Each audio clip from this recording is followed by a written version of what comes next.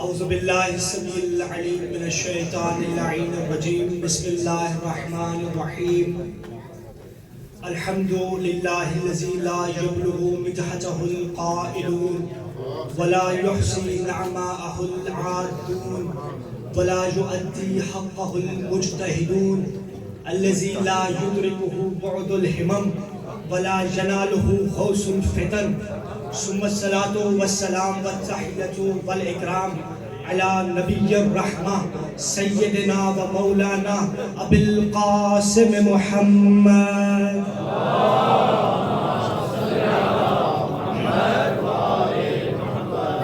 وعلى أهل بيته الطيبين الطاهرين المعصومين المظلومين الميامين ثم الصلاة والسلام على بقية الله العظم روحي وأرواح العالمين لتراب مقدمه الفدا واللعنة الدائمة على أعدائهم أجمعين أما بعد فقد قال الله تبارك وتعالى في كلام المجيد والفرقان الحميد وقوله الحق بسم الله الرحمن الرحيم أفمن يهدي إلى الحق أحق أن يتبع أمن لا يهدي إلا أن يهدى صلوات على محمد وآل محمد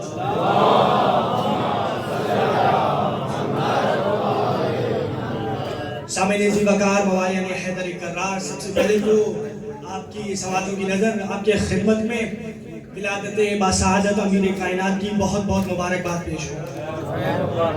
اجازت ہے بات شروع کی جائے.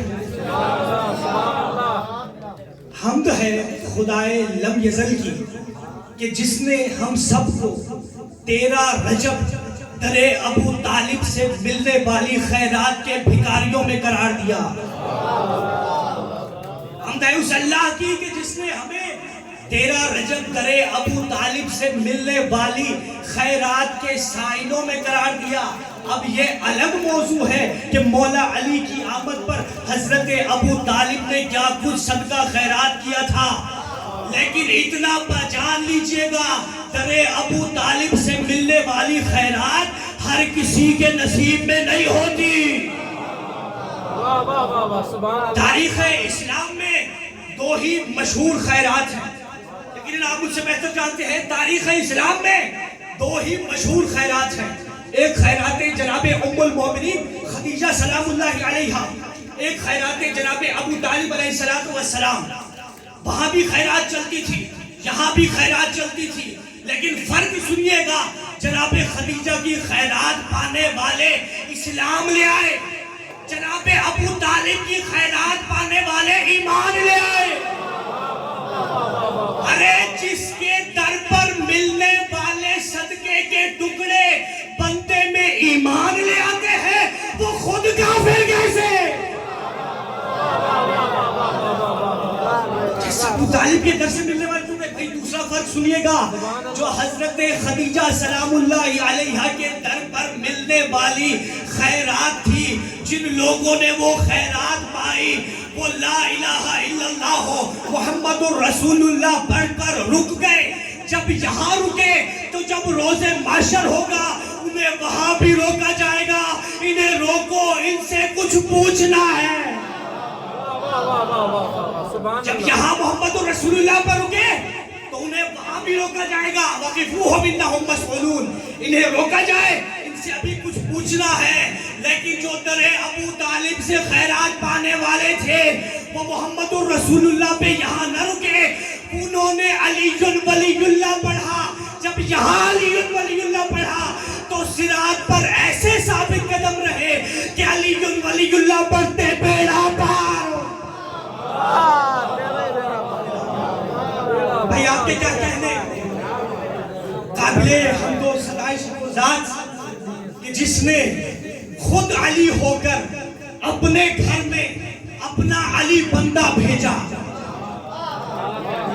خود علی ہو کر اپنے ہی گھر میں اپنا علی بندہ بھیجا، اور اس علی بندے نے گھر میں آ کر سجدہ کر کے بتا دیا دنیا والوں ساجد علی اور ہے، مسجود علی اور.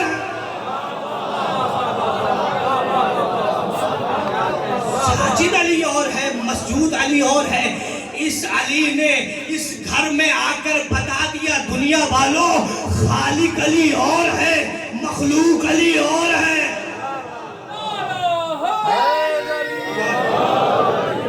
سماتے ہیں نا میرے ساتھ؟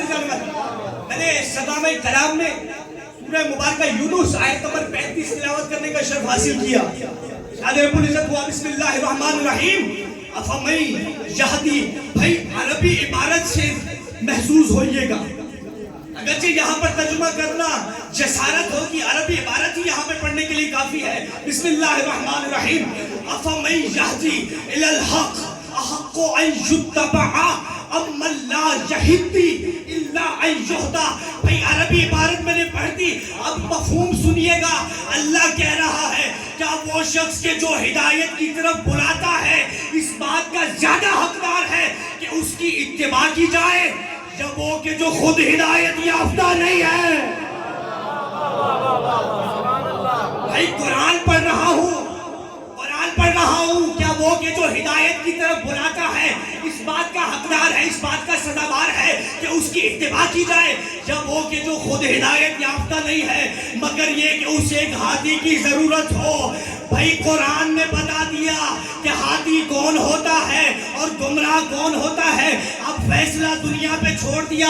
دنیا والوں ہادی اسے بنانا جو کم سے کم ایسا ہونا چاہیے، جو کم سے کم ایسا ہونا چاہیے کہ جو ہادی ہو، جو ہدایت یافتہ نہ ہو، ایسا نہ ہو کہ جو کہے دنیا والوں شیطان مجھے بھٹکا دیتا ہے۔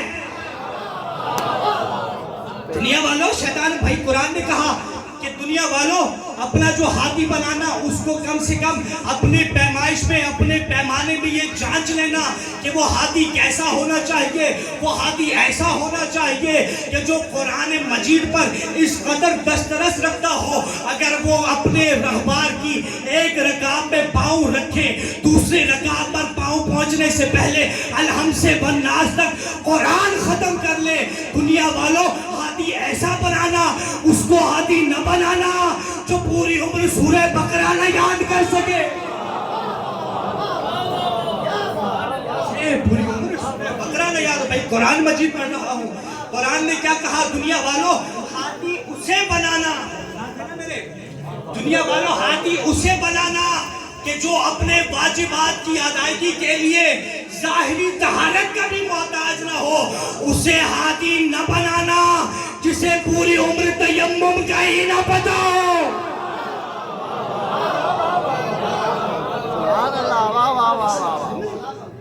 تو اب جب سرکار رسول بھائی خداوند متعال کا فیصلہ ہے نا کہ اس نے زمین کے آخری لمحے تک، اس روح کائنات کے آخری سیکنڈ تک اس زمین کو ہادی سے خالی نہیں چھوڑنا۔ اب سرکار محمد مصطفیٰ کے دنیا سے چلے جانے کے بعد جب چشم فلک نے روز آخر تک نگاہ ڈالی تو اس کی نظر میں سوائے علی و اولاد علی کے کوئی ہادی نہ تھا۔ سوائے علی و اولاد علی کے کوئی ہادی نہ تھا۔ تو ہدایت کیا ہے؟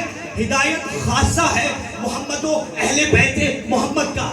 اب میں تقریر شروع کرنے لگا، اب تقریر یہاں سے شروع ہوگی۔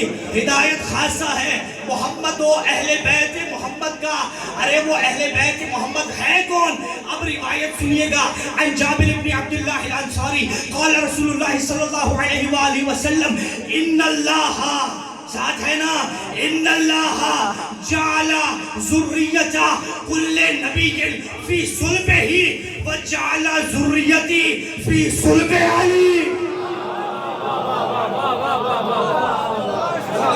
اللہ جعل ذریت کل نبی فی صلبہ وجعل ذریتی فی صلب علی۔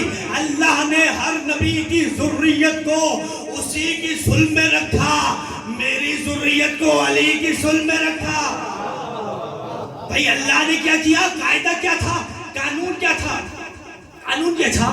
حضرت آدم سے لے کر حضرت عیسیٰ علیہ السلام تک قانون کیا تھا کہ جو بھی نبی آیا اس کی ذریت اسی کی صلب پہ رکھی گئی۔ حضرت آدم کی ذریت انہی کی صلب پہ رکھی گئی، حضرت نوح کی ذریت انہی کی صلب پہ رکھی گئی۔ کیا کیا گنواتا چلوں، حضرت آدم سے لے کر حضرت عیسیٰ تک کے جتنے بھی نبی آئے سب کی ذریت انہی کی صلب پہ رکھی۔ لیکن اللہ نے یہاں قاعدہ بدل دیا تاکہ کل کو کوئی یہ نہ کہے کہ آدم محمد جیسا۔ آدم محمد جیسا، نوح محمد جیسا، ابراہیم محمد جیسا، یعقوب محمد جیسا. ارے جب آدم سے لے کر عیسیٰ تک کے نبی محمد مصطفیٰ جیسے نہیں ہو سکتے تو یہ شیخ المشائخ محمد جیسا ہے.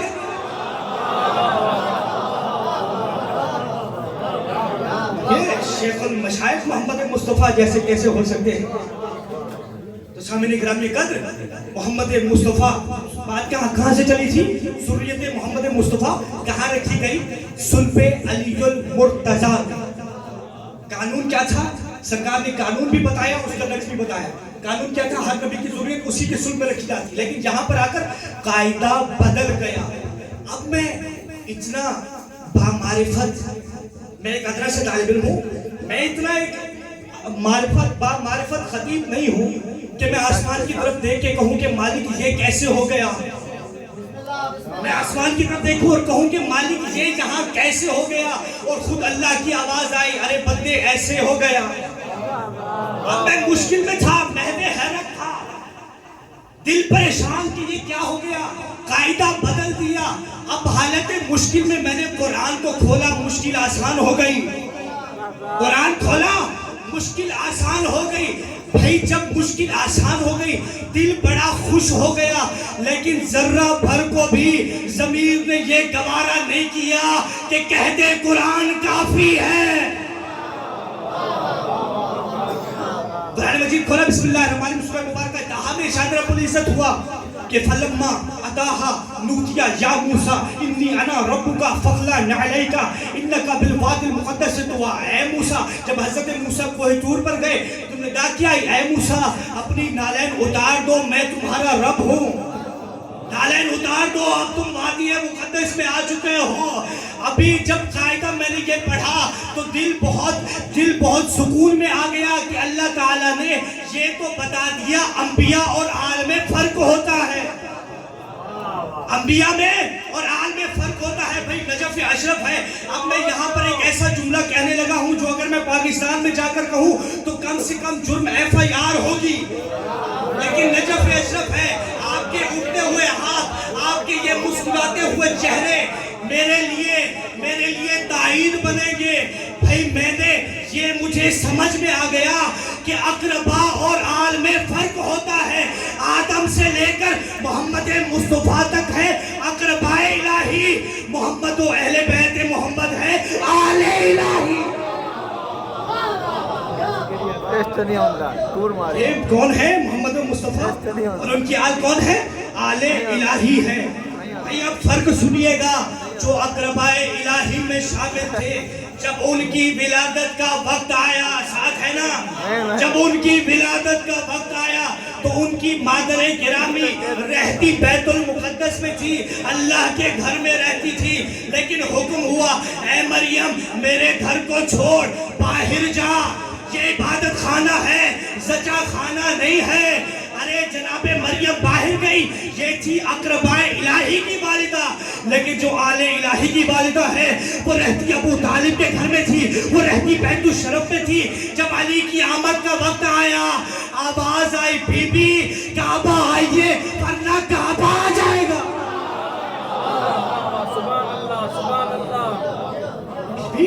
یہ فرق ہوتا ہے آل میں اور اقربا میں. ارے جب مادر حضرت عیسیٰ مادر علی المرتضیٰ کا مقابلہ نہ کر سکی تو بے اولاد ماؤں کے بچے علی کا مقابلہ کیسے؟ گرامی قدر میرا وقت تمام ہوا، اگرچہ عرض کرنے کو بہت تھا.